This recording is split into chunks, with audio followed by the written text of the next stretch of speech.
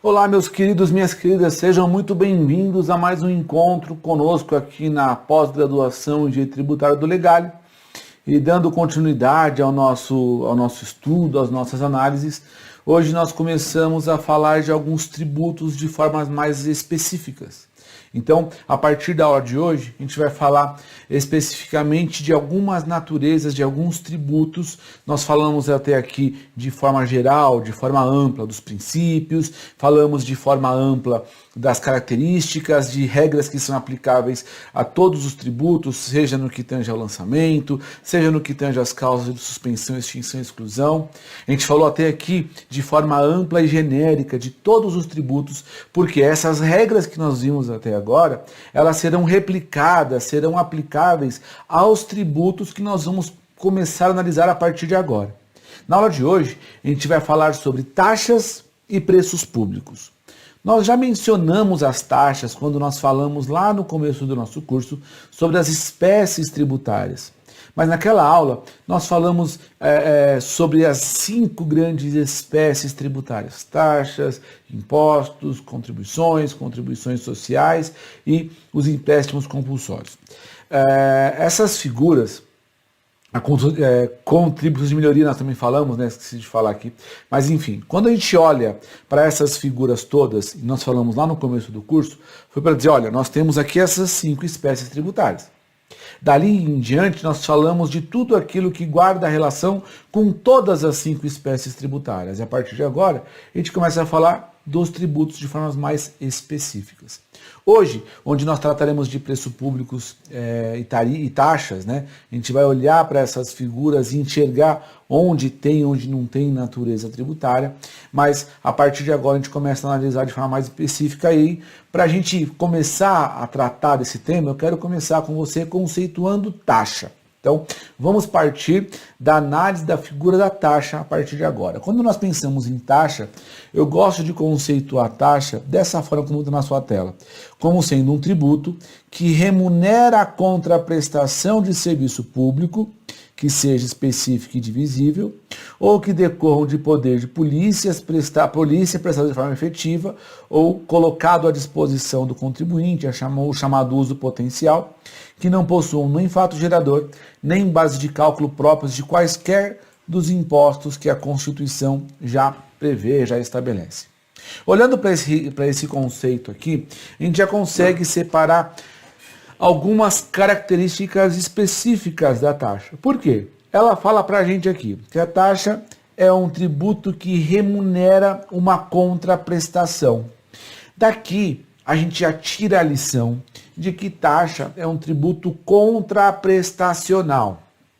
Ou seja, ele é um tributo através do qual eu remunero o Estado e o Estado me faz uma contraprestação, me dá uma contrapartida em razão daquele valor que eu pago. Nós já falamos sobre isso quando falamos de impostos, porque os impostos têm por característica serem não contraprestacionais. Eu não pago imposto de forma vinculada, eu pago imposto porque a lei me manda. Mas quando eu olho para a taxa, a obrigação é diferente, porque ela coloca lá, a gente sabe que é um tributo que vai remunerar um serviço prestado. E aí, a gente já olha para outra característica importante aqui, que é o fato de ser um serviço público. Esse serviço público tem que ser específico e divisível, ou seja, a gente vai destrinchar esse conceito já, ou ainda serviços que estejam vinculados a um poder de polícia. Então, essas são as 2 grandes frentes da cobrança da taxa. Serviços públicos ou serviços que decorram de poder de polícia. E aí, a gente sabe que não pode ter nem base de cálculo, nem fato gerador próprio de qualquer dos impostos. Então, eu não posso misturar a base de cálculo e o fato gerador das taxas com nada que seja referente, por exemplo, a um imposto ou base de cálculo ou fato gerador próprios de quaisquer dos impostos que a nossa Constituição já prevê, já especifica. Muito bem. A partir desse conceito, vamos dar uma olhada como que a Constituição Federal e o CTN trazem para a gente essas figuras que estão trazidas nesse conceito que eu trouxe para você. A primeira figura que eu gosto de olhar, você sabe, é sempre a partir da Constituição Federal. Ela diz que a União, os Estados, DFs e municípios podem instituir os seguintes tributos. Então, taxas. em razão do exercício do poder de polícia, ou, reparem que ele tem uma separação aqui, né? Ou pela utilização efetiva ou potencial de serviço público específico, específico e divisível prestado ao contribuinte ou posto à sua disposição. Olha que interessante. Taxa em razão do exercício de poder de polícia ou pela utilização efetiva ou potencial de serviços públicos específicos e divisíveis. Então, novamente, aqui a gente vê a Constituição separando duas figuras, né? O serviço que decorre do poder de polícia e o serviço público específico e divisível que pode ser prestado de forma efetiva ou através de um uso potencial. E aí, o parágrafo 2º traz o recado de que as taxas não podem ter bases de cálculo próprias de qualquer ou de quaisquer dos impostos. Note que daqui do artigo 145 da Constituição, no inciso 2, somado ao parágrafo 2º, nós já tiramos bastante das informações daquele conceito que nós tratamos até aqui, nós tratamos no começo. Só que vale a pena a gente fazer o seguinte exercício. Toda vez que eu for estudar, que eu for analisar um tributo, é imprescindível a gente buscar a fundamentação constitucional dele, depois a fundamentação legal, a fundamentação infraconstitucional. Nós sabemos que lá diante da nossa hierarquia das normas, a Constituição está acima lá das leis, né? E o Código Tributário Nacional é lei complementar, mas é lei, né? Tem status ali de lei complementar, mas ele é uma figura de lei, onde não existe hierarquia entre lei complementar e lei ordinária. Mas, note, eu tenho regra geral trazida na Constituição Federal, ou previsão, né? Fundamentação constitucional lá na Constituição Federal, regras amplas gerais no Código Tributário Nacional e cada ente tributante, estados, municípios, União, podem criar as suas próprias leis instituindo seus tributos. Por que eu estou falando disso? Quando eu for estudar um tributo, quando eu for analisar a legalidade, a viabilidade, a possibilidade da cobrança de um tributo, eu preciso fazer exatamente esse caminho. Constituição Federal, CTN, lei que cria o tributo. Por quê? Caso haja dessa tríade, né, nesses três diplomas, algo que tenha alguma incompatibilidade com a situação fático-normativa que você enfrente, essa taxa pode eventualmente ser reconhecida como ilegal. Então, se eu for analisar uma taxa, eu preciso, primeira coisa, saber se na criação da taxa foram atendidos os requisitos aqui do artigo 145 do parágrafo 2º. Tendo sido atendido os critérios do artigo 45, inciso 2 e parágrafo 2º, nós vamos lá para o nosso Código Tributário Nacional. E reparem que a redação dele é bem próxima daquilo que está na Constituição, né? As taxas cobradas pela União, Estados, DF e municípios, no âmbito das suas atribuições, e isso é importante para a gente, no âmbito das atribuições, porque os municípios, a União e o Estado não podem cobrar taxas por serviços que não estejam em suas atribuições, tem por fato gerador o exercício regular do poder de polícia ou a utilização efetiva ou potencial de serviço público específico e divisível prestado ao contribuinte ou posto à sua disposição. Parágrafo único. A taxa não pode ter base de cálculo ou fato gerador idênticos aos que correspondam ao imposto, nem ser calculado em função do capital das empresas. Reparem que aqui nós temos um elemento adicional em relação ao que fala a Constituição Federal. Primeiro que ele fala aqui em relação a essa questão de não ser calculada com base no capital das empresas. Reparem que ele coloca aqui também a figura da base de cálculo e do fato gerador. Se você voltar na Constituição comigo aqui, você vai ver que ele fala apenas de base de cálculo, mas a Constituição, mas o CTN foi além e colocou o fato gerador também, né? Então base de cálculo e fato gerador não podem ser idênticos, razão pela qual nós colocamos lá no nosso conceito. E aí você consegue ver algumas diferençazinhas entre o texto da Constituição e o texto da Constituição e do CTN, só que isso não nulifica, não anula, não descaracteriza a pretensão de um ou de outro. Quando a gente olha para esse requisito, quando a gente olha para essa figura aqui do nosso artigo 145 e o artigo 77 do CTN, elas se complementam, tá? Então, por isso que a gente acaba consolidando isso tudo lá naquele conceito que a gente trouxe. Porque é uma figura que vai somar as informações dos dois dispositivos, tá bom? Agora, olhando para aquele conceito do artigo 77 e do artigo 145, inciso 2, pode eventualmente surgir alguma dúvida quanto à questão desse uso. Pensando no uso, o artigo 79 coloca para a gente. Olha o que ele fala, ó. Quem são os serviços usados pelo contribuinte, os específicos e os divisíveis? Então reparem que ele coloca lá, ó. Os serviços do artigo 77 consideram-se utilizados pelo contribuinte de forma efetiva, quando forem usufruídos a qualquer título. Potencialmente, quando, sendo de uso compulsório, ou seja, não tem alternativa ao uso, o uso ele é obrigatório pelo contribuinte, sejam colocados à sua disposição através de atividade administrativa em efetivo funcionamento. Aqui eu quero destacar com você alguns elementos, pelo seguinte fato. A partir do momento em que o Código Tributário coloca essa figura do efetivo e do potencial, nós entendemos que a figura do efetivo e do potencial, eu até vou voltar a falar disso já com jurisprudência com vocês aqui, mas note o seguinte, eu penso no uso efetivo quando aquele produto, aquele serviço foi usufruído pelo contribuinte. Então, se o contribuinte usufrui daquele serviço, ele é praticante do fato gerador e, portanto, devedor da obrigação tributária referente àquela taxa. Se eu vou pensar, por exemplo, num serviço que guarde essa efetividade, eu posso pensar, por exemplo, lá no licenciamento dos carros. Se eu não tenho carro, não tenho por que pagar taxa de licenciamento de veículo. Mas uma vez que eu seja proprietário de veículo automotor, para haver autorização, para que eu tenha autorização do ente público para funcionar o meu carro, para rodar o meu veículo nas ruas, eu preciso de uma autorização do poder público, e essa autorização é dada mediante taxa. Então ali eu tenho uma situação de uso efetivo. Agora, quando eu penso no uso potencial, reparem que ele coloca quando sendo de utilização compulsória, ou seja, o uso por aquele contribuinte, ele é compulsório, ele não tem opção àquele serviço público. Sejam colocados à disposição através de uma atividade administrativa em efetivo funcionamento. Ou seja, quando a gente olha para isso, é importante destacar que quando eu penso numa atividade administrativa em efetivo funcionamento, eu estou diante de uma hipótese em que a Fazenda Pública não tem alternativa de me cobrar uma taxa, mesmo que seja de um uso potencial, sem que por trás desse serviço público não exista ali um órgão da administração pública funcionando que esteja prestando aquele serviço em favor do contribuinte. Pode até ser que eu não use do serviço,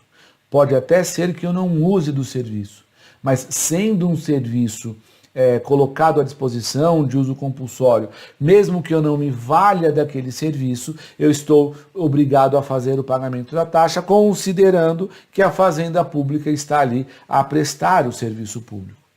Reparem que quando a gente vai para o artigo 145, para o artigo 77, ele separa lá serviço público e poder de polícia, né? O serviço público, ele tem essa característica do uso potencial. Olha, eu vou voltar com você aqui no artigo 77. A utilização efetiva ou potencial de serviço público. Reparem que ele coloca o poder de polícia de um lado e o serviço público de outro. A gente enxerga aqui que são duas naturezas. O serviço público colocado à disposição do contribuinte, mesmo que o contribuinte não o utilize, mas o simples fato de a Fazenda Pública estar ali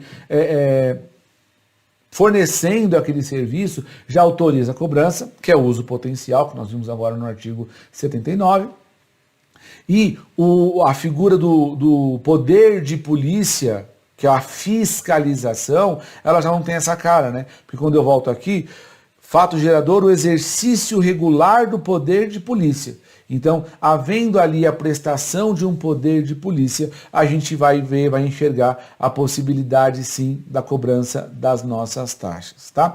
Então, a gente vai voltar a falar já já dessa figura do poder de polícia, vou conceituar com você daqui a pouco isso, mas para a gente não ficar na dúvida aqui, o que é o poder de polícia? O poder de polícia, ele guarda relação com a fiscalização que o Estado faz. Tudo aquilo que o Estado preste ou faça acontecer em termos de fiscalização é atinente a esse poder de polícia. O poder de polícia não guarda relação com a polícia civil, com a polícia militar, com a polícia federal, não. O poder de polícia aqui é o poder de fiscalização que os órgãos são dotados por determinação, por disposição legal, tá? Então, essa é a grande figura aí do nosso poder de polícia, de que fala aqui o nosso artigo 77 e o nosso artigo 145, inciso 2, lá da Constituição Federal. Mas vamos voltar para o artigo 79, quando nós falamos, então, da figura do uso efetivo ou do uso potencial. Mas reparem que o 79 conceitua para a gente o que são ainda os serviços que ele chama de específicos e divisíveis.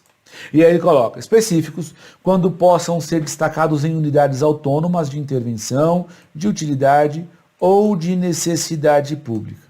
Divisíveis quando sejam suscetíveis da utilização de forma separada por parte de cada um dos usuários. Olhando para essa especificidade do inciso 2, eu posso entender o seguinte: quando sejam destacadas em unidades autônomas de intervenção, unidades autônomas de utilidade, autônomas de necessidade pública, ou seja, eu vou enxergar o serviço específico como sendo aquele serviço que eu consigo identificar e segmentar qual é a atividade que o ente público está prestando a partir daquela figura. A partir do momento em que a fazenda pública esteja levando a efeito, fazendo acontecer serviços públicos, esses tais serviços públicos que sejam separáveis na prestação do serviço, é que eu vou enxergar o serviço público, que seja específico. Porque, olha, vamos imaginar o seguinte: quando eu vejo uma pessoa fazendo lá o serviço de varrição de rua, eu consigo enxergar o Estado intervindo na gestão pública ali, através daquele agente. E eu sei que a função dele ao varrer a rua é o da varrição de rua, ponto. Eu não posso reclamar daquele agente público nenhuma outra providência que não seja relacionada à varrição de rua. Assim como quando eu vou lá no Poder Judiciário, bater na porta do Judiciário, protocolar uma ação e despachar uma petição, eu não vou fazer outra coisa, eu não vou reclamar do Poder Judiciário ações que são próprias de outro órgão. Porque eu vejo em cada figura dessa, essa característica de especificidade. Quando eu olho para a especificidade, eu consigo separar essa unidade autônoma de intervenção, de utilidade ou de necessidade pública de que fala o artigo 79, inciso 2. A partir do momento em que a gente enxergue, em que a Fazenda Pública enxergue não, mas ele forneça serviços por pessoas de forma segmentada, eu tenho ali um serviço que seja específico. Então, a especificidade, ela vai guardar relação com aquilo que se está fazendo, se é ou se não é, se deixa de ser algum tipo de serviço público. Tá legal? E aí esse serviço público que seja específico é aquele onde eu consigo dizer, determinar o que está sendo feito por aquele agente público naquele momento, naquele contexto. Essa é a grande característica da figura da nossa taxa, da nossa especificidade, que é requisito para a cobrança de taxa. Então, primeira coisa, a taxa, que pode ser de uso efetivo ou de uso potencial, tem que ser necessariamente baseada na cobrança pela prestação de um serviço que seja específico. Eu não posso pagar taxa, eu não posso ser cobrado de taxa, eu não posso ser exigido de uma taxa ou por uma taxa, sem que eu consiga identificar qual seja o serviço público que esteja sendo prestado e remunerado por aquela taxa. É diferente dos impostos, onde nós pagamos sem que haja vinculação. Nas taxas, necessariamente haverá a vinculação do serviço, a vinculação do serviço público a partir do momento em que exista ali a atividade estatal, onde eu consigo identificar o que está sendo prestado ali. Tá bem? Então esse é o primeiro ponto a destacar. O segundo ponto a destacar, divisibilidade. Quando são suscetíveis de utilização separadamente por cada um dos seus usuários. Pessoal, aqui nós temos um outro ponto bastante interessante, que é justamente a questão dessa divisibilidade. Eu não posso ser cobrado de taxa, eu não posso ser obrigado a pagar uma taxa sem que eu consiga dividir o quanto do serviço público eu estou usando. Então, aquele mesmo serviço tem que ser de uso efetivo ou de uso potencial. E aquele mesmo serviço que tem que ser específico, ele também precisa ser divisível. Note que é cumulativo. Além de uma especificidade, saber pelo que estou pagando, eu preciso poder quantificar o quanto do serviço público eu estou usando. Então, essas são características que a nossa taxa vai ter e que a partir da figura em que o artigo 79, artigo 77, artigo 452 estabeleçam, a gente consegue notar a função, o porquê que a Fazenda Pública, o porquê que a Constituição e o CTN colocaram essas figuras aqui para a gente. Então, tudo isso a gente vai olhar, vai analisar isso daqui para frente no nosso encontro de hoje, tá legal? Então, a partir daí, vamos pensar no seguinte. Já sei disso tudo, já sei dessas características. A pergunta que eu faço para você agora é: quem pode criar taxas? De acordo com aquilo que a gente vê no artigo 145, inciso 2, é o tributo que a gente chama de competência comum. Todos os entes da federação têm autonomia, têm autorização para criar taxas. Todos os entes públicos têm autorização para criar taxas, todos eles, União, Estados, municípios, o Distrito Federal. A questão toda é que, de acordo com aquilo que nós vimos no artigo 145, inciso 2, no caput, no inciso 2, né, isso tem que guardar relação com a atribuição de cada ente. Então, eu preciso que a cobrança da taxa seja feita, a cobrança aconteça por quem tenha competência no âmbito administrativo para atender, para fazer acontecer a prestação dos serviços que eventualmente estejam sendo criados ou mantidos por aquele ente público. Ou seja, eu nunca vou poder ter a cobrança de uma taxa por alguém que não preste um serviço ou que não tenha atribuição acerca daquele serviço público. Eu não posso ter uma cobrança pelo município de um serviço público que é tipicamente da União. Se é a União quem presta um serviço público, não pode a municipalidade me cobrar uma taxa por um serviço que o outro ente presta. A menos que haja uma delegação de capacidade de cobrança. Mas o que eu digo é, eu não posso pensar numa lei municipal criando uma taxa municipal por um serviço público prestado por um outro ente. Necessariamente tem que haver essa lógica. Quem tem a autorização para fazer acontecer aquele serviço público é quem terá legitimidade ativa na criação e na cobrança das taxas referentes a tais serviços. Eu nunca vou poder ter uma outra figura que não essa, tá? Necessariamente é a figura que deve ser obedecida quando a gente pensa na figura da taxa, é isso. Quem presta o serviço, quem tem autonomia, quem tem autorização do poder público para fazer acontecer aquele serviço é quem será legitimado na criação e na instituição de taxas referentes a tais serviços públicos. Beleza? Então, quando a gente olha para isso, essa é a nossa característica principal.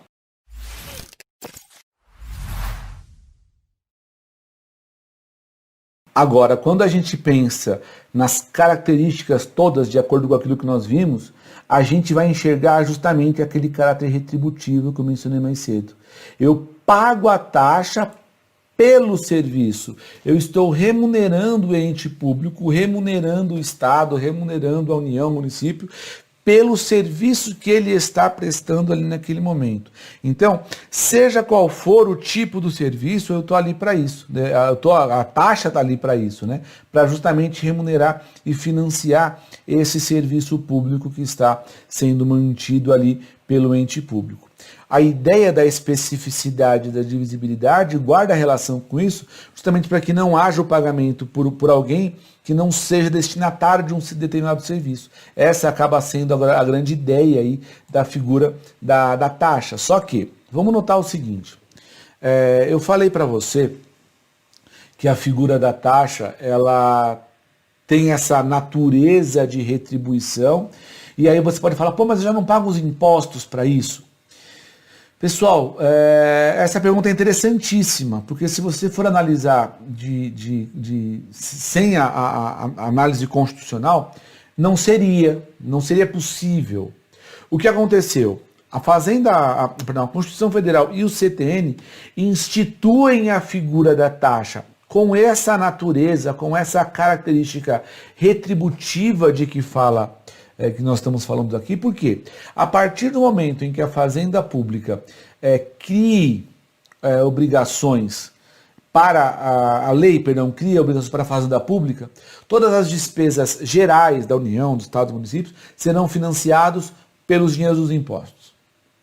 O que nós estamos falando aqui é de remunerar a prestação de serviço, remunerar algo que se faça em favor do contribuinte, remunerar algo que o ente público esteja prestando de serviço em favor do contribuinte. Não estamos falando de despesas gerais, como acontece com segurança, saúde, educação. Estamos falando de serviços especificamente prestados para alguém de forma conhecida, alguém que seja ali usuário, ainda que potencial, de um serviço público, ou por alguém que seja alvo da fiscalização, alguém que seja alvo de um poder de polícia. A gente até vai citar esse exemplo, mas quando eu penso em poder de polícia, por exemplo, poder para liberar o funcionamento de um estabelecimento, é poder de polícia. Agora, eu só vou pagar esse negócio se eu tiver abertura de estabelecimento. Se o Rubens nunca for abrir estabelecimento nenhum, ele nunca vai pagar a taxa de poder de polícia de licenciamento de estabelecimento. Agora, se eu sou usuário de um serviço público, ainda que prestado de forma potencial, ou seja, colocado à minha disposição e eu não usufrua, eu não estou fugindo da manutenção do serviço público pelo ente municipal, federal ou estadual, percebe? Toda vez que eu falo da criação de uma taxa, eu preciso obedecer àqueles critérios de divisibilidade e de especificidade. E entender que existe um público-alvo para isso.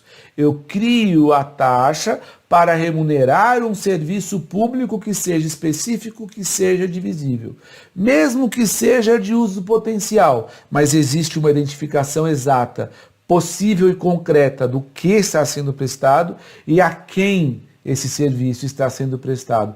Quem está invocando, quem pode invocar esse serviço público, quem pode reclamar a aplicação e a efetivação desse serviço público.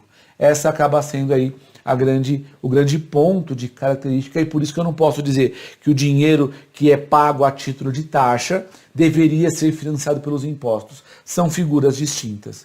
Até porque poderia haver uma disparidade bastante grande. Imagine o dinheiro do IPTU sendo usado para fiscalizar apenas, ajudar a financiar a fiscalização das empresas, por exemplo. O dinheiro do IPTU do cidadão, por mais que não seja vinculado, ele não retornaria de forma não vinculada, de forma direta, mas iria para outros tipos de atividade. Esquece isso. Quando eu penso em taxa, eu penso de uma forma separada. Existe um serviço público e para esse serviço público acontecer, ele precisa ser financiado. E o financiamento desse serviço público vai se dar através da remuneração das taxas. O valor, o dinheiro das taxas devem ser usados para essa finalidade, para reversão em favor das pessoas que se beneficiam daquele serviço público, daquele tipo de serviço público. Beleza? Muito bem. Sabendo disso, a outra pergunta que eu te faço: como que funciona então para entender o fato gerador das taxas? O professor Luciano Amaro coloca aqui, ó, que o fato gerador da taxa não é um fato do contribuinte. Eu acho fantástica essa definição. Não é um fato do contribuinte, mas é um fato do Estado. O Estado exerce determinada atividade e, em razão disso, cobra a taxa de quem aproveita daquela atividade. Eu acho fantástico. Por quê? Eu não estou diante de uma atuação estatal que faz acontecer a cobrança. Eu estou diante de outra figura. Eu estou diante de o Estado prestando um serviço público e aí o contribuinte é demandado a pagar para financiar esse serviço público. Eu não estou diante, eu quero optar ou não por praticar o fato gerador. Você só é contribuinte de IPVA, por exemplo, se você quiser ter carro. Se você não quiser ter carro, você não vai pagar IPTU. IPVA. Agora, a partir do momento em que você escolhe pagar ou não o IPVA. Como assim, Rubens? Eu não escolho pagar, eu pago porque eu sou obrigado. Não é isso que eu estou dizendo. Se você não for proprietário de carro, se você não tiver carro, andar de ônibus e metrô, andar a pé, de bicicleta, ou andar de Uber, andar de táxi, ou andar de carro alugado, você não é contribuinte de IPVA. Entende? Você tem a opção de escolher. Agora, uma vez que você se vale da propriedade do veículo, você automaticamente também estará refém de fazer o pagamento da taxa para licenciar o seu veículo. Para que você possa rodar com o seu veículo, para que você possa circular com o seu veículo, você terá que remunerar o Estado através de uma taxa de licenciamento. Ou seja, toda vez que eu pensar em taxa, eu preciso enxergar exatamente essa figura. Eu preciso enxergar exatamente esse ponto. Eu não estou diante de um fato do contribuinte, mas aí, vou voltar aqui na tela do professor Luciano Amaro, quem determina é o Estado. Existe um fato do Estado que, em razão dessa determinada atividade que ele faz acontecer, que ele presta, é que o tributo poderá ser cobrado. Ou seja, ele vai ter situações em que a figura da cobrança da taxa vai guardar relação necessariamente aí com a cobrança, com a efetivação do serviço por parte do contribuinte, tá? E aí, não é demais a gente lembrar que, quando eu falo da taxa, eu preciso ou de entender que isso decorre de um exercício regular do poder de polícia, ou vai acontecer em razão de um uso efetivo potencial de um serviço público. Né? Então, são duas figuras distintas.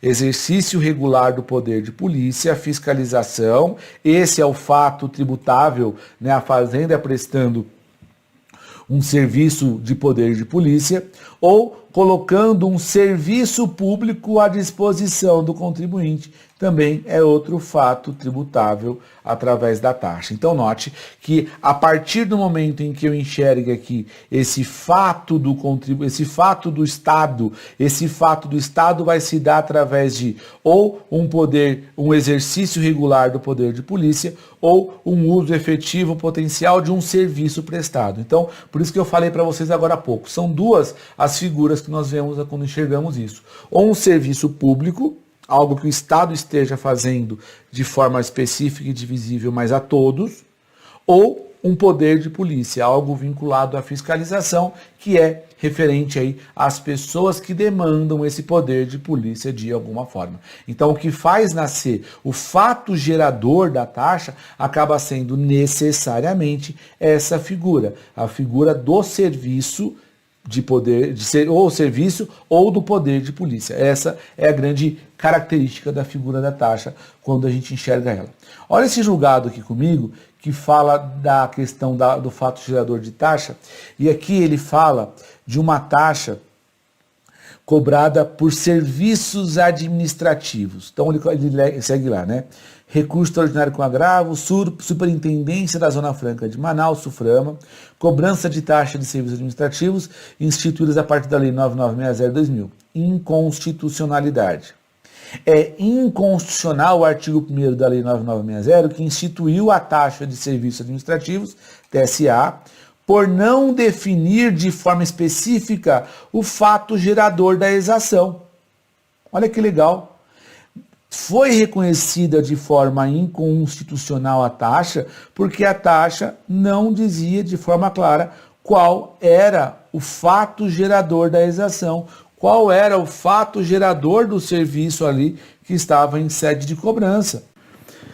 E aí você pode se questionar, pô, mas como que pode uma lei federal, papapá? Vou trazer para você o texto, esse artigo, além dessa declaração de inconstitucionalidade, ele acabou sendo revogado depois, está em 2017, salvo engano meu, mas eu vou trazer para você o texto original que foi reconhecido como inconstitucional nesse julgado.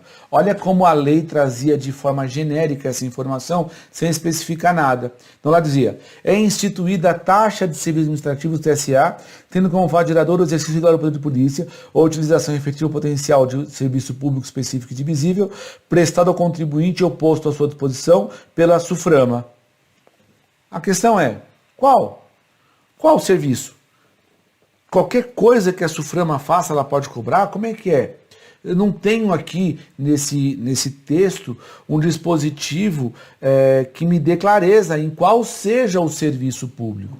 Eu preciso que o serviço público seja identificável, tem que ser específico. Eu preciso que o serviço público seja divisível. Aqui está genérico. Daria à SUFRAMA aqui a possibilidade de criar qualquer coisa. Não existe. Qual que é a contraprestação numa norma como essa? Qual que é o serviço, qual que é a contraprestação que o contribuinte vai ter ao pagar isso? Qual que é a relação que vai ter de obrigação entre o contribuinte e o fisco? O contribuinte vai pagar essa taxa para ter o que de volta, entende? Taxa tem essa característica. Eu preciso entender na taxa, eu preciso ter na figura da taxa necessariamente essa relação. Eu preciso que o serviço seja específico e divisível. Eu não posso ficar refém de normas como essas que, em abstrato, não especifiquem, não deixem claro aqui para a gente qual é a função, qual que é a finalidade, qual que é o objetivo dessa taxa. A taxa tem por característica a especificidade, a divisibilidade, como nós falamos bastante aqui. Então, daquilo que nós já falamos, nós entendemos aí que tudo aquilo que nós já dissemos é suficiente para justificar a cobrança da taxa com essas características. Eu preciso que a taxa seja cumprida, se aconteça, seja efetivada com todas essas características, com todas essas prerrogativas que a Constituição Federal e o Código Tributário Nacional impõe a qualquer cobrança em qualquer taxa. Tá legal? Um outro ponto importante aqui na nossa análise guarda a relação com a figura da base de cálculo, né? Eu já sei que o fato gerador da taxa é a prestação do serviço ou o poder de polícia. Legal. E como que eu meço, como que eu apuro a base de cálculo de uma taxa? A taxa, como qualquer tributo, tem que estar baseada em lei. Então, não existe taxa sem lei, não existe criação de taxa sem que haja lei, você sabe disso, enfim, isso não é novidade para você. Só que quando eu penso na base de cálculo da taxa, olha comigo nesse julgado aqui, que é um julgado bem interessante que fala disso. Olha o que ele fala aqui, ó. Taxa, correspondência entre o valor exigido e o custo da atividade estatal. Note que ele coloca aí a figura do custo da atividade estatal como sendo o grande ponto em relação a essa base de cálculo. Mas ele segue, ó.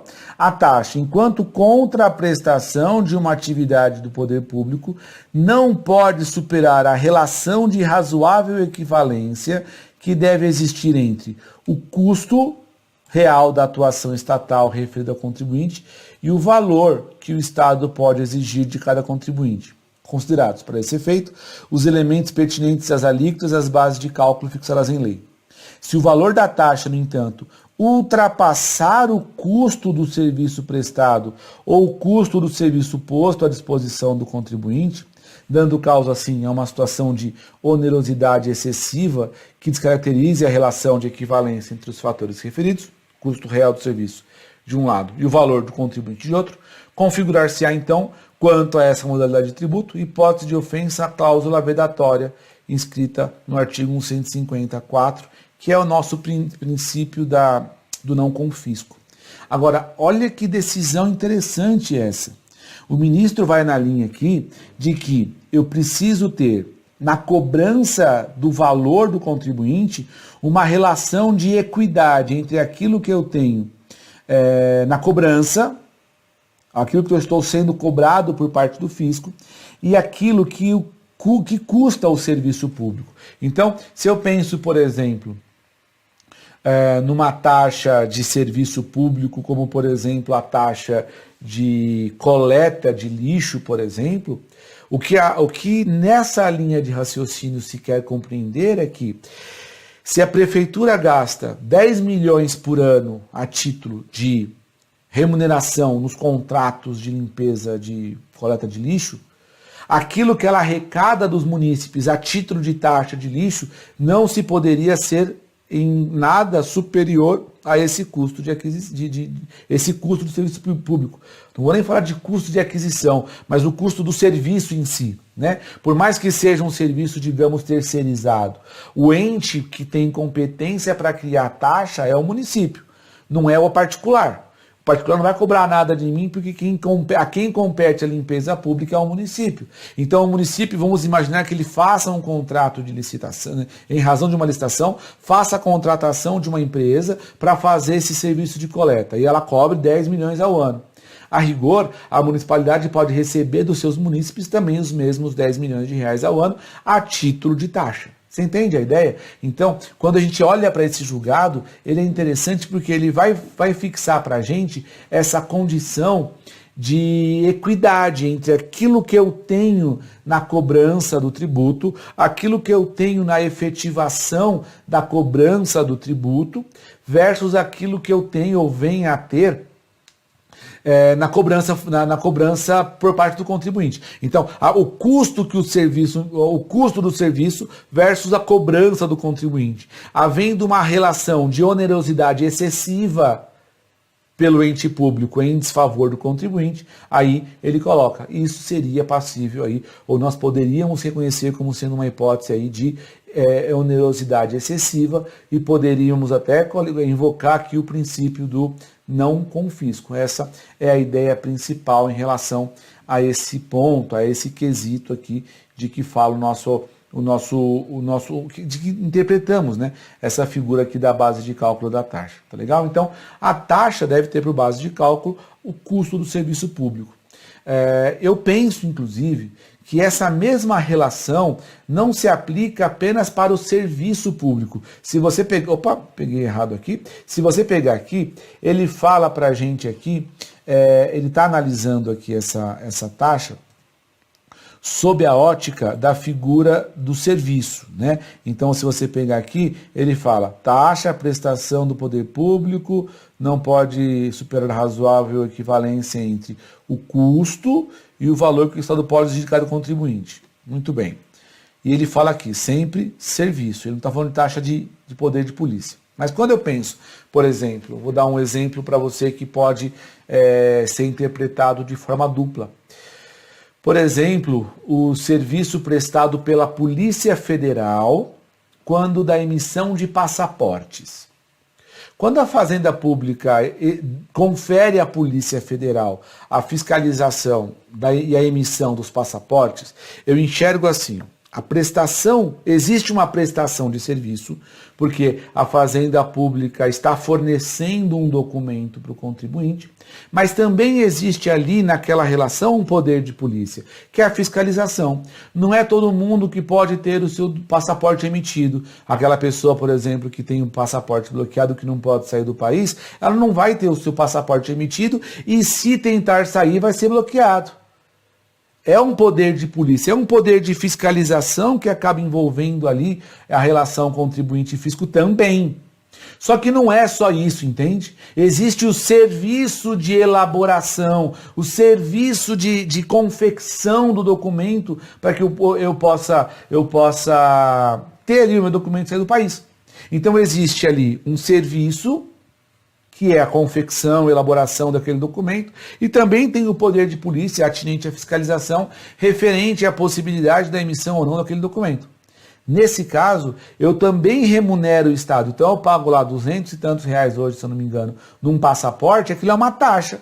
Eu pago para ter o documento e para ter o serviço de contraprestação de fiscalização.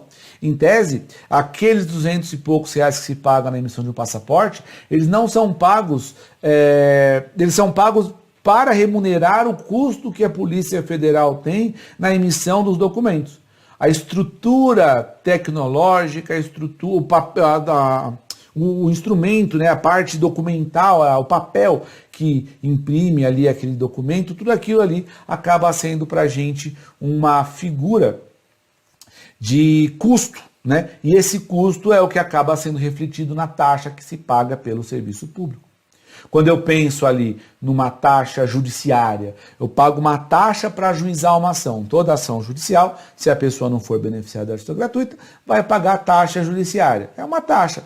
Existe ali um serviço público, existe ali uma contraprestação. Acontece que cada estado fixa na sua lei estadual como vai acontecer essa remuneração nos TJs, por exemplo. Então, tem estado que cobra 1%, 0,5%, 2%, isso depende de quem? Da lei local. Ah, mas Rubens, como que eu vou mensurar isso? Porque nesse exemplo você não tem efetivamente um custo.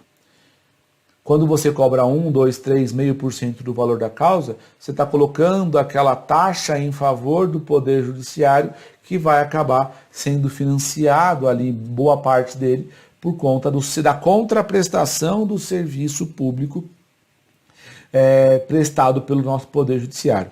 Então, toda vez que a gente enxergar a figura da taxa aqui, a gente vai ter que enxergar essa figura aí do custo do serviço público como sendo a nossa base de cálculo aí, tá bom? Para a gente ir para a parte final aqui do nosso primeiro bloco, olha comigo a súmula vinculante número 29, que fala aqui, ó, é constitucional a adoção no cálculo do valor de taxa de um ou mais elementos da base de cálculo própria de determinado imposto, desde que não haja integral identidade entre uma base e outra. Ou seja, aqui a gente já chegou a ver que a base de cálculo, nós vimos na Constituição e no CTN, que a base de cálculo da taxa não pode ser igual de nenhum dos impostos, né? Nós só falamos sobre isso. Quando eu falo de taxa, eu não posso ter essa característica, mas a súmula 29 coloca que eu posso ter um ou mais elementos da base de cálculo, desde que não haja identidade integral entre uma e outra. Isso aqui nasceu, na verdade, de um julgamento que eu coloquei aqui para vocês no número extraordinário, 232393, onde se discute a possibilidade da taxa de coleta de lixo feita lá pelo município de São Carlos, ela tivesse essa cobrança feita com base na área do imóvel, né? Onde tentava se arguir a inconstitucionalidade da identidade porque seria base de cálculo própria de imposto.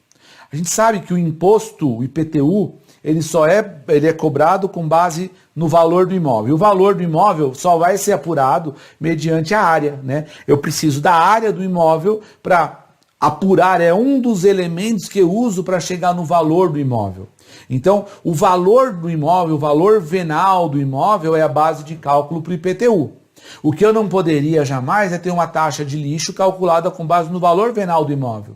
Mas fazer a cobrança baseado em um ou mais elementos da base de cálculo do imposto, nesse caso área construída, área não construída, enfim, elementos que acabam integrando aquele valor que vai ser apurado, que vai ser usado como critério na base de cálculo do valor venal, não poderia ser usado de forma idêntica. Mas pegar um ou mais elementos, não tem problema. Ah, eu vou cobrar X reais por metro quadrado do imóvel, por exemplo. Não vejo aí ilegalidade nessa figura. Por quê? Porque não é base de cálculo igual de imposto. E aí se pagaria proporcionalmente ao tamanho da área. Aí você pode falar, Rubens, mas não é porque eu tenho imóvel maior que eu gero mais lixo. Divorcie-se dessa ideia. Você não paga a taxa de lixo porque você gera mais ou menos lixo. Você paga a taxa de lixo porque existe um serviço de coleta. Lembra que nós falamos há pouco? É uma ação do Estado, não é uma ação do contribuinte. Eu pago a taxa de lixo porque porque existe uma prestação de serviço. Não é porque eu gero lixo. Se fosse pagar porque gera lixo, você concorda que até seria uma punição, seria uma sanção? Eu estou punindo, mediante tributo, quem gera lixo. Não é isso. Existe a geração de lixo e existe um serviço de coleta. Pelo serviço de coleta, eu faço a cobrança, que pode ser proporcional à área do imóvel, que pode ser proporcional a outros critérios que guardem relação lá com a propriedade, mas que não guardem relação com o tamanho do lixo gerado. Porque não é uma sanção. Até porque eu até penso que cobrar proporcionalmente ao tamanho, à quantidade de lixo, talvez fosse a medida mais correta, mas ela é inviável. Como que você vai mensurar, medir cada saco de lixo na porta de cada casa? Não dá, não bate essa ideia, né? Então acaba sendo aí inviável, mas reparem, súmula vinculante número 29, ele vai lá, né? Ó, é constitucional a adoção no cálculo do valor da taxa de um ou de mais elementos da base de cálculo própria de determinado imposto, desde que não haja integral identidade entre uma base e outra. Essa é a ideia principal da nossa súmula vinculante número 29, que nasceu desse extraordinário lá, referente ao nosso município de São Carlos, cidade aqui do interior do estado de São Paulo. Beleza? Vamos parar aqui para o nosso intervalo, daqui a pouco a gente continua com mais taxa. Até já, pessoal. Tchau, tchau.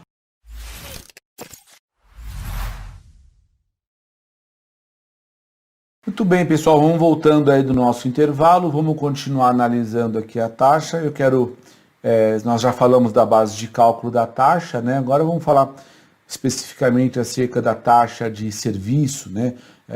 Separar a taxa de serviço da taxa de poder de polícia. Vamos então olhar para o nosso quadro, taxa de serviço. A gente já falou sobre isso, mas vamos reforçar a ideia de que a taxa de serviço, ela precisa necessariamente acontecer em razão dessa especificidade e dessa divisibilidade, ainda que a gente tenha a figura da potencialidade, ou seja, do uso potencial, mas é imprescindível que a gente tenha aí o nosso serviço bem segmentado, bem separado, né? Então, quando a gente for pegar no mesmo exemplo que nós citamos anteriormente, né? Varrição de rua, por exemplo. Varrição de rua nunca pode ser chamado de um serviço divisível. Por mais específico que ele seja, ele é bastante específico, ele não é divisível, porque quando a pessoa faz a varrição de rua na porta da minha casa, por exemplo, aquela varrição não beneficia a mim, mas beneficia a todos que usam ou que passam por aquela via. Não é algo divisível, onde eu possa quantificar quanto cada um está ou esteja usando do serviço público. Então, a partir do momento em que a Fazenda Pública coloque essa condição, né? A condição de ser um serviço divisível, eu preciso poder quantificar o quanto cada um se beneficia. O serviço de varrição nunca vai ser, o serviço de segurança nunca vai ser um serviço divisível, porque eu não consigo quantificar o quanto cada cidadão se beneficia com aquela limpeza, com aquela segurança, com aquele tipo de serviço que, por mais que seja um serviço público, e isso não se discute, por mais que seja um serviço específico, e isso não se discute, não são serviços divisíveis, passíveis de divisibilidade no exercício, na hora de usufruir do serviço. Eu posso pensar na divisibilidade naquele exemplo da taxa, do veículo. O licenciamento do veículo é um serviço divisível, porque se eu tiver um carro eu pago uma taxa, se eu tiver 2 carros, 2 taxas, e aí vai. O passaporte, meu passaporte venceu, meu passaporte foi extraviado, eu preciso da elaboração, da criação de um novo passaporte, da emissão de um novo passaporte, eu remunero através de uma nova taxa, é divisível, é uma taxa para cada passaporte, é uma taxa de licenciamento para cada veículo. Agora, como que eu vou fazer isso com a limpeza? Como que eu vou fazer isso com a iluminação pública? Como que eu vou fazer isso com a segurança pública? Não são serviços divisíveis, percebe? Então, a divisibilidade acaba sendo para a gente aqui um requisito de extrema importância. Muitas prefeituras, às vezes, acabam criando taxas que não são divisíveis e, por não serem divisíveis, acabam afastando, acabam impossibilitando que a cobrança possa acontecer nesse contexto constitucional que a gente está enxergando aqui. Sem que haja divisibilidade, a taxa não pode acontecer. Além dos outros requisitos, né? Ser um serviço público específico, ela tem que ser divisível. Ou ser de um poder de polícia, que a gente vai falar já já.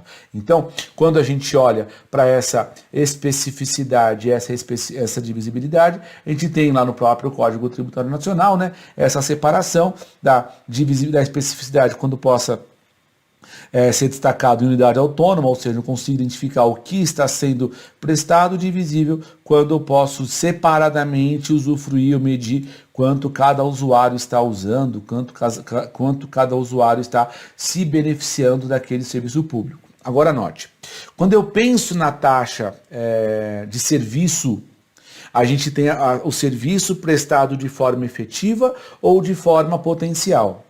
Essa potencialidade talvez não se enxergue, não se enxerga na figura do poder de polícia.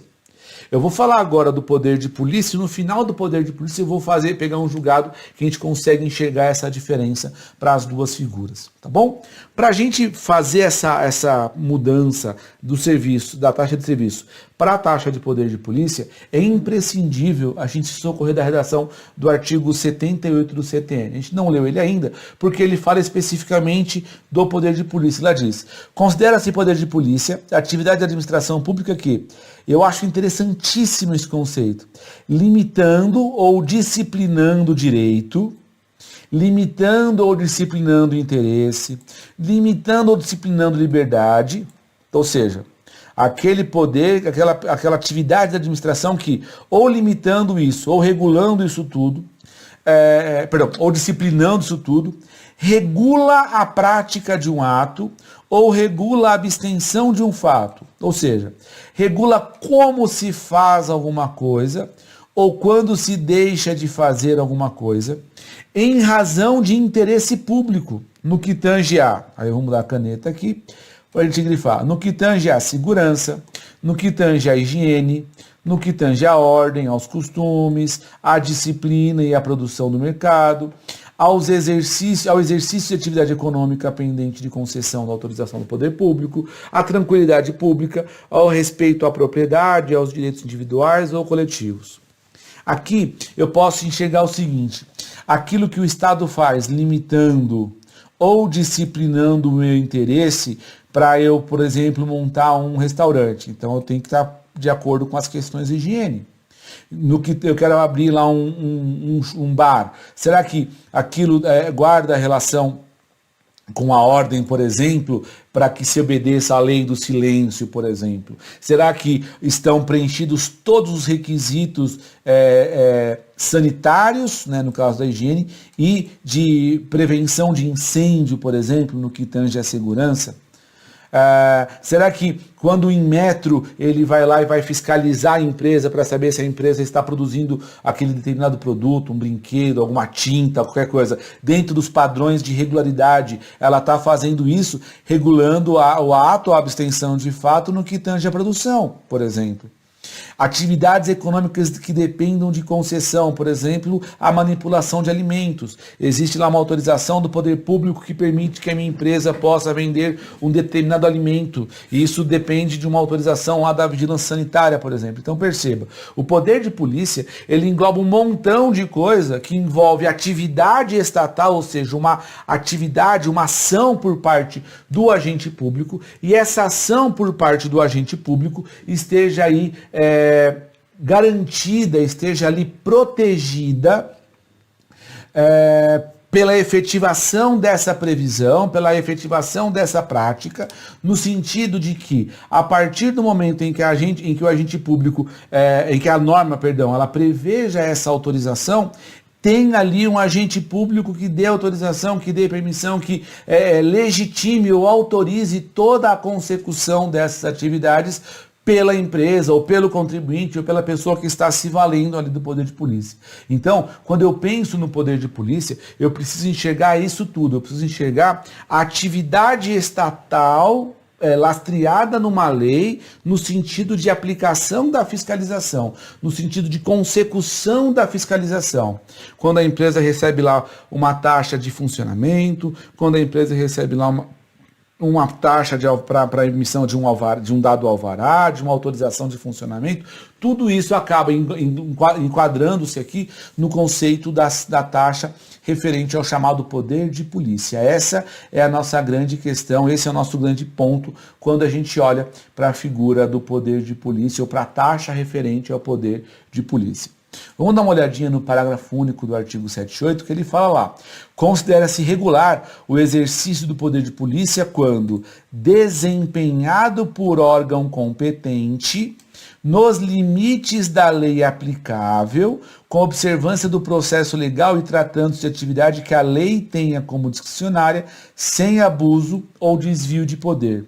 Outro conceito importante para a gente. Aqui a gente tem análise de que o tal do poder de polícia, ele precisa ser desempenhado por pessoa que tenha competência nos limites da lei. Ou seja, eu não posso ter a aplicação de um poder de polícia por alguém que não tenha competência para ou em razão de uma dada atividade. Eu não posso ter uma cobrança de poder de polícia, até vou citar um exemplo para vocês daqui a pouquinho sobre isso numa jurisprudência, mas eu não posso ter, cobrando num poder de polícia, uma atividade que não seja de competência daquele dado órgão. Então, eu preciso dessa consecução, eu preciso a consequência da cobrança seja o serviço praticado por alguém que tenha competência para aquilo. E ele fala, com observância do processo legal e sendo atividade que a lei tenha como discricionária, sem abuso por parte da administração, sem desvio de poder também por parte da administração. Ou seja, na hora de fazer acontecer a cobrança, o agente público vai fazer dentro dos limites que a lei estabeleça, que a lei determine para a consecução, para a efetivação dos atos que forem ali necessários, que forem ali aplicáveis, tá? Olha o que o professor Eli Lopes Meireles coloca quando ele fala do assunto. Ele coloca lá: poder de polícia é a faculdade de que dispõe a administração pública para condicionar e restringir o uso e gozo de bens, atividades e direitos individuais em benefício da coletividade ou do próprio Estado. Então, é a faculdade, é aquela prerrogativa que o Estado tem para condicionar ou restringir o uso ou o gozo de bens. Por isso que eu falo, eu não posso jamais confundir aqui o poder de polícia com o policiamento. Eu não posso confundir com polícia civil, com polícia militar, com guarda metropolitana, com polícia federal. A polícia, o poder de polícia aqui, ele tem a ver com a fiscalização. É o Inmetro, é o pessoal lá que faz a vigilância sanitária. É o corpo de bombeiros quando autoriza o funcionamento de uma dada entidade, de uma dada empresa, porque foram obedecidos os requisitos ali para proteção das pessoas que estão usando aquele edifício, aquele prédio, aquele imóvel. Então é uma BITSE, por exemplo, para dizer que está tudo ok, que a planta está ok, que o imóvel está regularmente construído com a autorização do poder público. Isso tudo é uma prerrogativa que o Estado tem e que pode remunerar através da taxa. Essa que é a grande ideia da figura do nosso poder de polícia. Tá? Agora, diferentemente do poder do serviço público, que pode ser de uso potencial, o poder de polícia já não tem essa característica. Por quê? A partir do momento em que exista um poder de polícia, a gente tem ali a necessidade do órgão, do organismo funcionando para que aquela atividade de fato aconteça. Olha comigo esse julgado que fala aqui para a gente, ó. Alegação de inconstitucionalidade da taxa de renovação, de localização e de funcionamento do município de Porto Velho, lá em Rondônia. Suposta violação do artigo 452 da Constituição, ao fundamento de não existir comprovação do efetivo exercício do poder de polícia. E aí ele vem no item 4 dando uma lição aqui. O texto constitucional diferencia as taxas decorrentes do poder de polícia daquelas de utilização de serviços específicos divisíveis, facultando apenas estas a prestação potencial do serviço público. Então, olha lá, o texto diferencia as taxas decorrentes do exercício do poder de polícia daquelas de serviço específico divisível, sendo apenas as de serviços a de prestação potencial do serviço público, ou seja, apenas aquela que seja serviço pode ser cobrada pelo uso potencial. A regularidade do exercício do poder de polícia é imprescindível, ou seja, tem que haver um poder de polícia. Para que haja cobrança de taxa de poder de polícia, tem que haver o exercício efetivo de um poder de polícia, de um poder de fiscalização, para a cobrança da taxa de fiscalização. 6. À luz da jurisprudência do STF, a existência do órgão administrativo não é condição para reconhecimento de constitucionalidade da cobrança da taxa de localização e de fiscalização, mas constitui um dos elementos admitidos para inferir o efetivo exercício do poder de polícia exigido constitucionalmente. O Tribunal de Justiça de Rondônia assentou que o município de Porto Velho, que criou a taxa, é dotado de aparato fiscal para o exercício do poder de polícia, ou seja, existia estrutura física para aquilo. Configurada a existência de instrumentos necessários e do efetivo exercício de poder de polícia, é constitucional a taxa de renovação de funcionamento e a localização municipal, desde que o efetivo exercício do poder de polícia é demonstrado pela existência de órgão e estrutura competentes para o respectivo exercício, tal como verificado na espécie quanto ao município de Porto Velho. Ou seja, havendo ali a entidade, havendo ali a estrutura, havendo ali, preenchendo-se todos os requisitos para a consecução daquela atividade, a taxa é possível. O uso potencial aqui, que é o colocar à disposição, não se aplica de forma efetiva. O que eu preciso? É imprescindível que exista efetivamente ali o órgão que faça a fiscalização, o órgão que preste efetivamente o serviço de fiscalização. Se isso não acontecer, a taxa não pode ser cobrada.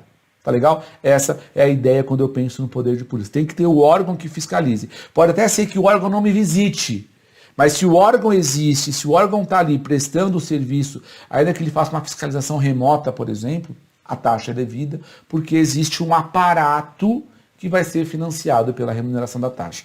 Essa é a ideia básica quando eu penso no poder de polícia. Pode ser que eu passe a vida inteira sem receber a fiscalização, mas o fato de existir um órgão fiscalizador já justifica a cobrança da taxa. Eu não penso aqui em uso potencial. Uso potencial eu penso na taxa de serviço. No poder de polícia eu tenho que ter o serviço prestado, ainda que não de forma presencial. Não que eu não enxergue o fiscal, mas o fato de existir aquele aparato que leve a entender, que leve à ocorrência dessa figura, a gente vai sim enxergar a nossa possibilidade, a cobrança da nossa taxa pelo serviço de poder de pelo poder de polícia, perdão, tá bom? Essa é a grande sacada aí. Aí uma pergunta: pedágio é taxa? Pedágio é taxa?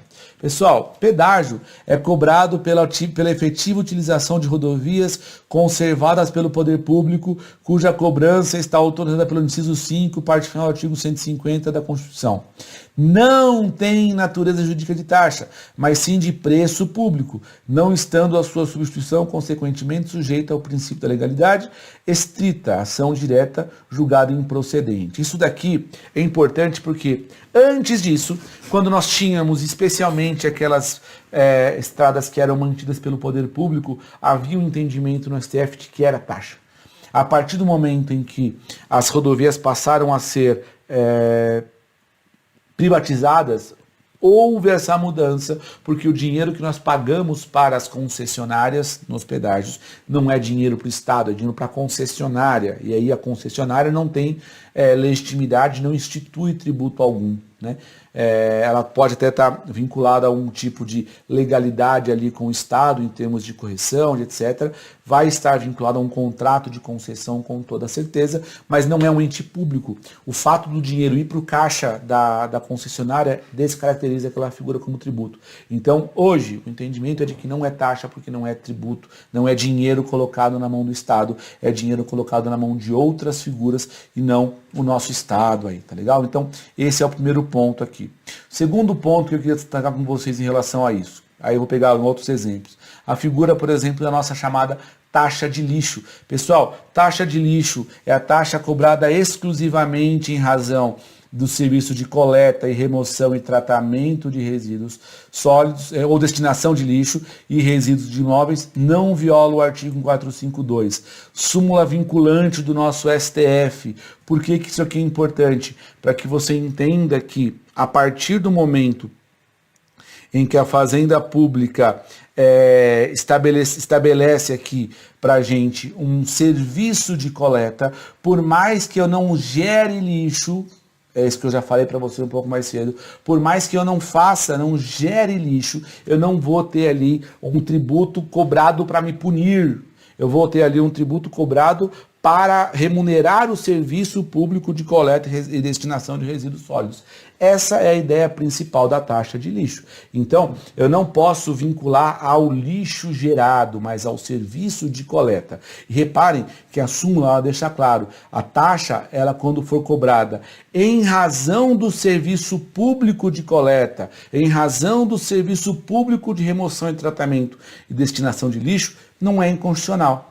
Eu teria aqui uma inconstitucionalidade se eu tivesse a taxa sendo cobrada em razão do lixo gerado. Aí poderia ser. Mas pelo serviço público de coleta, remoção e destinação de resíduos sólidos, o STF entendeu aqui pela inaplicabilidade, pela possibilidade, né, pela validação da redação do artigo 452 da Constituição Federal, não tornando essa taxa uma taxa inconstitucional. Ela será inconstitucional se ela tiver base de cálculo própria de imposto, se ela tiver um fato gerador diferente desse que nós estamos aqui mencionando na súmula vinculante 19, aí ela sim seria inconstitucional. Se for só pelo serviço, ainda que o de uso potencial, dentro daqueles critérios que nós falamos agora, a taxa não é ilegal. Vale a pena você dar uma olhadinha na lei da sua cidade e verificar qual que é o fato gerador da taxa de lixo na sua cidade. Né? Eu sempre comento essa história que meus pais moram numa cidade onde a cobrança da taxa de lixo lá vinha errada. A cobrança da taxa de lixo lá era baseada numa lei antiga que dizia que o fato gerador da taxa de lixo era a varrição de rua. Essa lei até foi modificada para modificar apenas o nome do tributo. Em vez de passar de taxa de varrição, passou a ser taxa de coleta e remoção de resíduos sólidos, mas o fato gerador continua mesmo.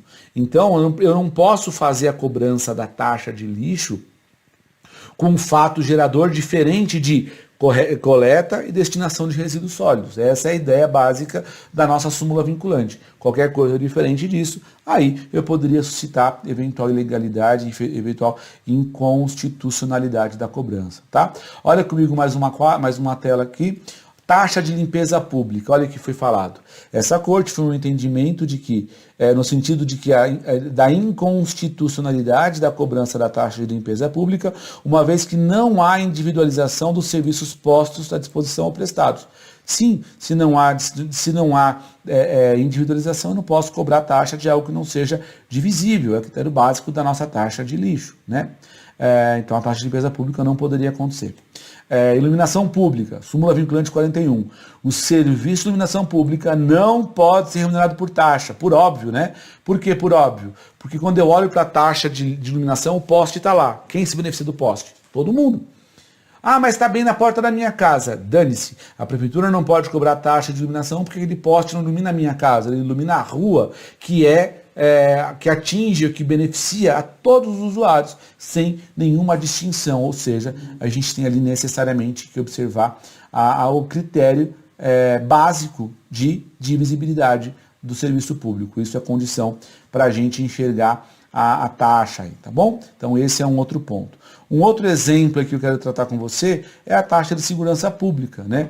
Impossibilidade da cobrança da taxa de segurança pública de eventos abertos ao público, ainda que tal serviço seja solicitado por particular para a sua segurança ou para terceiros, visto que incumbe ao Estado prestá-la para toda a população. Essa atividade somente pode ser sustentada por imposto, não por taxa, porque segurança pública é algo que não é divisível, não está afeto à divisibilidade, não preenche aí os requisitos necessários para que a gente possa cobrar através de taxa. Eu preciso dessa característica. O Estado tem obrigação de prestar o serviço para o contribuinte, não tem jeito. tá? Então, esse aí é um outro aspecto interessante aqui. Eu até vou voltar nesse quadro para chamar a atenção para um detalhe. Olha o que ele coloca lá. Ainda que o serviço seja solicitado por particular para a sua segurança ou para a segurança de terceiros. Então, se eu solicito a polícia ou policiamento para alguma atividade particular, eu não posso ter a cobrança de taxa. Eu posso, esse serviço continua sendo remunerado através dos impostos. Essa é a ideia básica quando a gente enxerga isso daqui.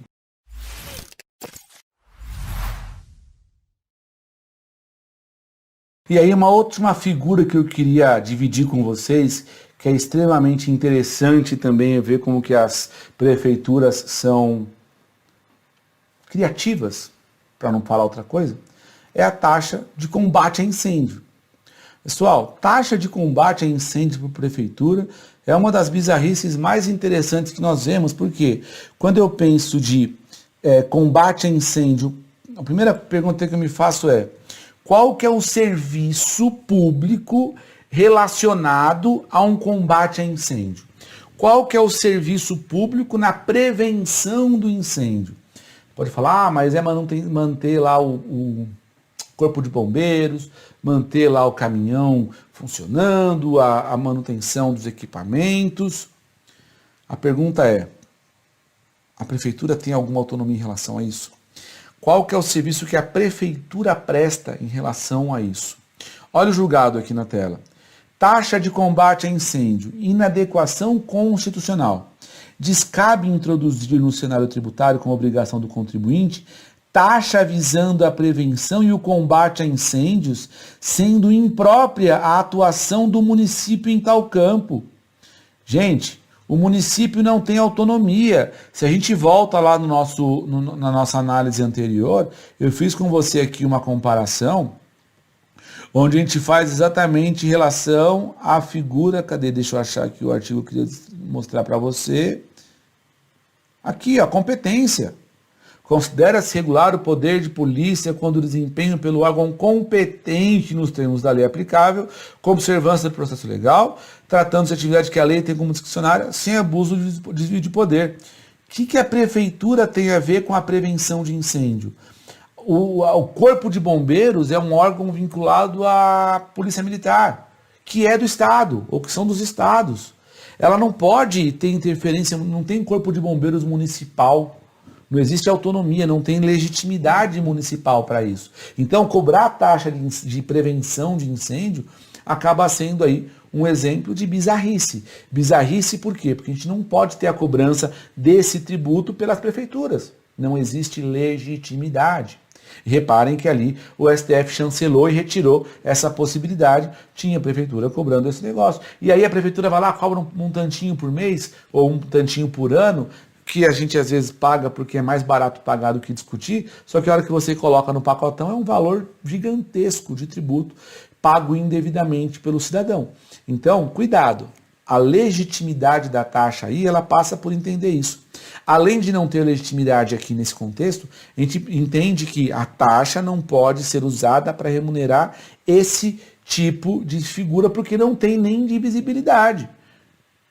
Eu penso que nem especificidade. O que você está usando onde esse dinheiro está indo? Qual que é o serviço prestado? E por quem a quem sendo prestado? Quanto eu estou usando do serviço num caso como esse, percebe? Então a gente vai ter aí várias mazelas em relação a essa figura da taxa de prevenção de incêndio que o STF reconheceu ser inconstitucional, como nós vimos agora, tá?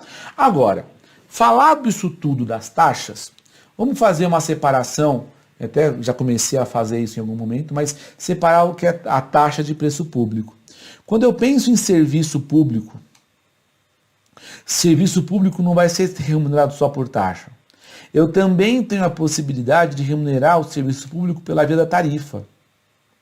Só que tarifa, que entra aqui no pacote de preço público, e taxa, são coisas totalmente distintas. Por que são coisas totalmente distintas? Porque taxas são figuras tributárias. Os preços públicos ou as tarifas, não. Os preços públicos ou as tarifas, eles são figuras que por mais que também tenham esse caráter de contraprestação, eu pago por algo que eu esteja usando, a taxa ela vai remunerar a atividade necessariamente estatal. Só que quando eu penso no poder público prestando o serviço público, eu estou diante de um serviço remunerado por taxa. Quando eu estou diante de uma situação onde um privado está prestando um serviço público, eu talvez esteja diante de uma outra figura. Por quê? Porque quando eu penso no serviço do preço público, eu estou diante de uma tarifa, ou seja, eu estou remunerando um serviço público, mas colocando esse dinheiro na mão de uma empresa particular, de um privado, não do próprio ente estatal. Até existe uma relação entre essa empresa e o Estado, mas essa relação entre o Estado e a empresa que presta o serviço público, ela tem um regime contratual. Eu coloquei direito privado aqui, mas depender da situação pode ser direito administrativo também, tá?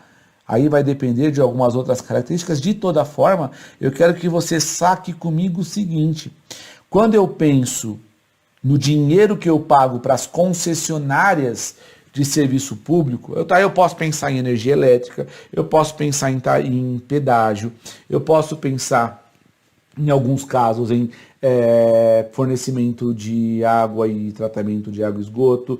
Eu posso pensar em outras figuras tantas. Essas figuras acabam remunerando os estados, os municípios, a União, que exploram atividades tipicamente públicas, tá? E ao explorar essa atividade especificamente pública, a gente vai ver uma outra coisa, a gente não vai ver uma relação tributária. Eu falo aqui que o produto da arrecadação da taxa acaba sendo uma receita derivada, né? Porque eu estou remunerando o Estado através daquela figura lá, mas no preço público é uma originária porque está se explorando a atividade do próprio Estado, o patrimônio do próprio Estado. Quando você pensa, por exemplo, na tarifa do ônibus, na tarifa do metrô, na tarifa dessas empresas, elas estão ali explorando aquilo que é público, seja a via, seja o equipamento, mas numa relação contratual que existe entre o ente público e o privado, então entre o município ou entre o Estado e a empresa de transporte urbano, por exemplo, transporte de ônibus, existe ali uma relação contratual e aquela empresa está explorando a via pública, está explorando uma atividade que é eminentemente pública, mas por um privado. Ela está tendo lucro, ela está ganhando com aquilo, ela está gerando emprego, enfim, mas ela está tendo relações ali de empregatícias, trabalhistas com aqueles funcionários e tem uma relação contratual com o Estado, com o município, e remunera o município a partir daquilo, mediante o recebimento de tarifas que às vezes o próprio ente público é quem define, por ser uma atividade pública.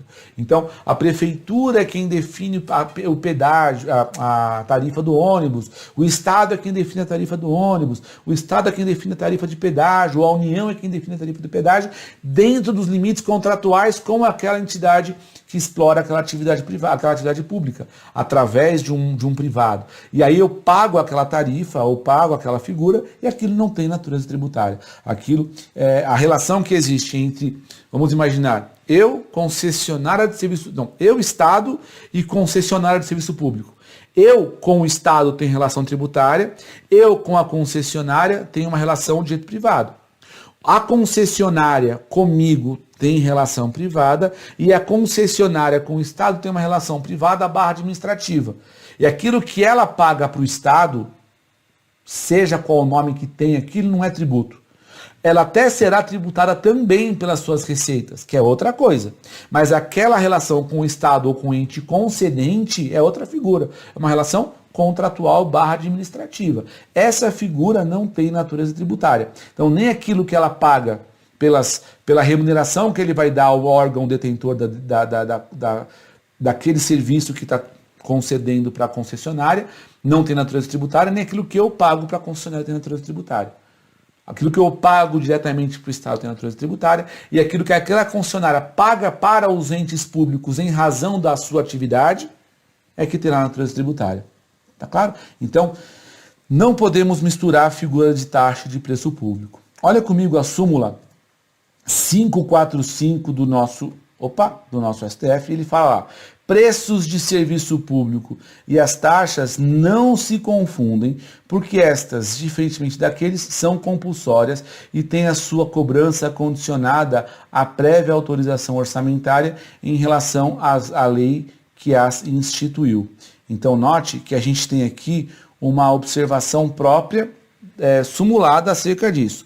Preço de serviço público e taxa não se confundem, porque as taxas, diferentemente daquelas, são compulsórias. As taxas não têm opção. E tem a sua cobrança condicionada à prévia autorização orçamentária em relação à lei que as instituiu. Então existe ali uma definição bastante interessante em relação a isso, súmula 545. Além disso, olha comigo essa outra análise que é feita pelo STF. Taxa e preço público diferem quanto à sua compulsoriedade, a compulsoriedade de seu pagamento. A taxa é cobrada em razão de uma obrigação legal, enquanto o preço público é de pagamento facultativo por quem pretende se beneficiar de um serviço prestado. Aí você fala assim, não é bem isso, porque se eu passar pelo pedágio eu tenho que pagar, então é obrigatório, né? Calma lá. A utilização aqui da estrada é facultativa. Você pode, às vezes, entrar e fazer um caminho mais longo. Você usa aquela rodovia, você paga. Isso pode parecer, inclusive, superficial numa análise primeira, mas a ideia é essa. A ideia basilar é essa. Você poderia ir a pé, ou você pode ir de ônibus, ou você pode ir de carro, ou você pode ir de bicicleta. Se você for de ônibus, você paga a tarifa do ônibus. Então, o uso é facultativo, e aí, consequentemente, o pagamento sim. Agora a taxa não. Lembra que eu falei, por mais que eu não gere taxa, eu tenho que pagar a taxa de lixo? Sim. Por quê? Porque é tributo, e tributo é compulsório. Eu não tenho opção ao tributo, eu não tenho como fugir do tributo numa operação como essa. Tá legal? Para a gente fazer essa comparação, eu fiz um quadro aqui para a gente comparar as duas figuras, tá? Então reparem que eu coloco aqui, taxa é uma figura que está vinculada diretamente ao direito público, enquanto o preço público, a tarifa, está vinculada ao direito privado. Aquilo que eu pago a título de tarifa, relação privada. Natureza tributária para a taxa, sempre, porque ela é compulsória. Já o direito público não, ela tem natureza contratual, ela não é compulsória. Né? Eu não sou obrigado a pagar, como eu falei agora. Quem é o sujeito ativo da taxa? Sempre é um ente público. Sempre há o Estado, União, município ou o Distrito Federal. Eu não tenho ninguém mais que seja legitimado ou autorizado a criar uma cobrança como essa. Já no preço público, não. Pode ser tanto um ente público quanto um ente privado. Só que o que vai diferir aqui é quanto à possibilidade da cobrança versus a prestação e a percepção da grana. Né? Se é sempre no preço público, em regra, o privado acaba recebendo isso. Eu até tenho um exemplo de uma situação diferente, antes de eu continuar aqui, um exemplo de preço público que eu acho muito interessante, que acontece, por exemplo, eu vou dar um exemplo aqui do estado de São Paulo, tá? Eu não conheço de forma profunda os tribunais de justiça dos outros estados. Eu tive uma relação muito próxima com o TJ de Minas e com o estado do Rio de Janeiro, alguns anos atrás. Eu nem sei se ainda se mantém da mesma forma, mas eu vou dar o exemplo de São Paulo. São Paulo, se eu quiser tirar uma cópia de processo, eu tenho algumas opções. Eu vou até o fórum e posso fazer carga rápida do processo. Então eu tiro o processo em carga, tiro cópia lá na OAB, tiro cópia no meu escritório e depois eu o processo. É uma via. Segunda via, eu posso ir lá e copiar o processo. Se eu for mais old school, se eu for lá no jeito roots, na advocacia raiz, eu vou copiar o processo lá no balcão, eu vou ter acesso às informações. Eu posso ainda tirar foto do processo, né? Eu lembro quando eu era estagiário, que não tinha câmera, não tinha scanner, né? Era tudo na unha, né? Hoje o estagiário vai lá tirar foto do processo, o advogado vai lá tirar foto do processo e tem o processo todo digitalizado em segundos no celular, né? Eu faço isso hoje também, óbvio. Mas a questão é, eu tenho essa via. Ou eu posso pedir que o tribunal faça a cópia para mim. Aqui em São Paulo, só para você ter uma noção de diferença. Se eu tirar cópia na OAB, se eu tirar o processo em carga e tirar cópia na OAB, fazer aquela Xerox, ou a famosa fotocópia, eu pago 20 centavos a folha. 20, 25, se eu não me engano. Pelo tribunal, a mesma cópia tirada pelo tribunal é 75 centavos. Ou seja, é bem mais caro. Eu sou obrigado a tirar pelo tribunal? Não, não sou obrigado. Eu tiro se eu quiser.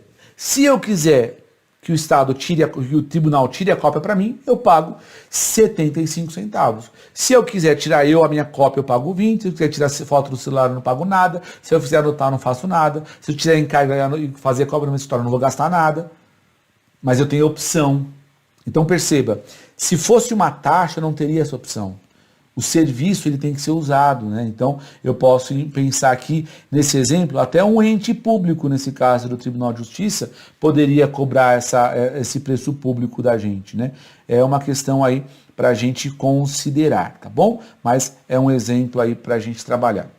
Taxa independe da vontade, é compulsório.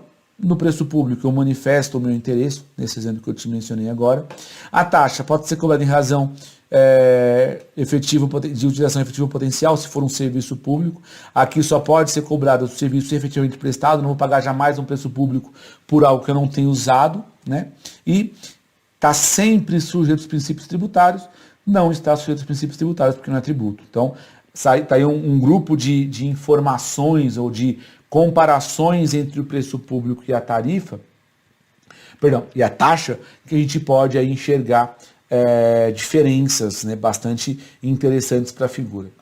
A partir de agora, eu quero trazer para vocês três decisões de jurisprudência que tratam aí da figura de taxa de preço público, enfim, para a gente fazer essa comparação e acabar a nossa aula hoje analisando decisões que envolvam jurisprudência, tá? Então, vamos olhar para a primeira, onde ele fala aqui, ó, agravo regimental, taxa de utilização do Siscomex. Siscomex é o Sistema Integrado de Comércio Exterior, tá? É um sistema usado para tributação de imposto de importação, de exportação, de IPI, quando eu falo de importação e exportação, basicamente, tá? Majoração por portaria do Ministério da Fazenda. Impossibilidade.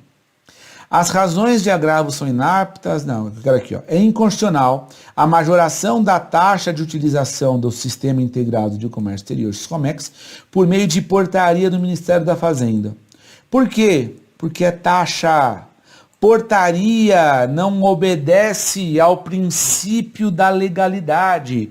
Portaria não tem autorização para criar ou majorar tributo. Você já sabe disso. Homenagem ao princípio da legalidade, ou seja, sem que o princípio seja regularmente obedecido, não há que se falar em majoração por ato infralegal. Essa é a ideia básica desse julgado. Ou seja, um exemplo onde um tributo federal foi aumentado por decreto, por portaria. Não é só a prefeitura que erra, está aqui um erro claro apresentado por um tributo federal. Uma taxa federal criada ou majorada por ato infralegal não obedece ao princípio da legalidade, nós já sabemos disso. Tá? Então, o primeiro ponto a destacar aqui, um exemplo como esse, é a criação da taxa, a majoração da taxa sem a devida atenção ao nosso princípio da legalidade. Então, esse é um ponto aqui interessante para você enxergar que não pode. Por quê? Feriria a legalidade, a gente já sabe disso bastante, né? Segundo o julgado que eu queria tratar com você, taxa de fiscalização de estabelecimentos, TFE, Lei Municipal de São Paulo. A jurisprudência do STF não admite a utilização do tipo de atividade como critério válido para a fixação da base de cálculo das taxas de funcionamento e fiscalização estabelecidas pelos municípios. Olha que interessante isso. A jurisprudência não admite a utilização do tipo de atividade como critério para a fixação da base de cálculo das taxas de funcionamento e fiscalização dos municípios. Por que eu quis trazer esse julgado aqui para a gente? Lembra que eu falei para você mais cedo que a base de cálculo da taxa tem que ser o preço do serviço público? Qual ônus tem a mais a prefeitura se ela vai dar uma taxa de fiscalização de estabelecimento para um escritório de advocacia ou para um escritório de contabilidade? Vou pegar duas situações equivalentes. Ou um escritório de arquitetura, ou um escritório de psicólogos, que seja, um consultório médico. Qual que é a diferença na taxa de fiscalização do estabelecimento para esse tipo de operação? Um dá mais trabalho que o outro? Não. Eu não posso mensurar ou classificar mais ou menos o valor da taxa pelo tipo de atividade. Eu vou cobrar mais do advogado, ou mais do médico, ou mais do engenheiro. Não. Porque a atividade, o custo, digamos assim, o preço da atividade é o mesmo. A atuação do ente estatal é a mesma, não vai mudar. Se não vai mudar, não há que se falar em mudança em cobrança a mais por conta da atividade ou por conta do ramo de atividade. Essa que é a ideia básica. Então, pensando em ramo de atividade, eu não posso cobrar mais ou menos taxa com base nisso. Eu não posso mensurar ou classificar o valor da taxa baseado nisso.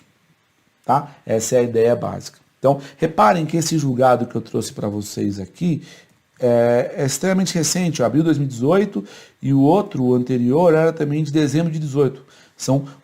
São julgados extremamente recentes aí. E para a gente finalizar o nosso encontro de hoje, pegar um terceiro julgado também recente, fevereiro do ano passado, falando aqui, ó, embargos à execução fiscal. Então, tratava-se de uma cobrança já executada. Tarifa de água e esgoto, preço público, prescrição.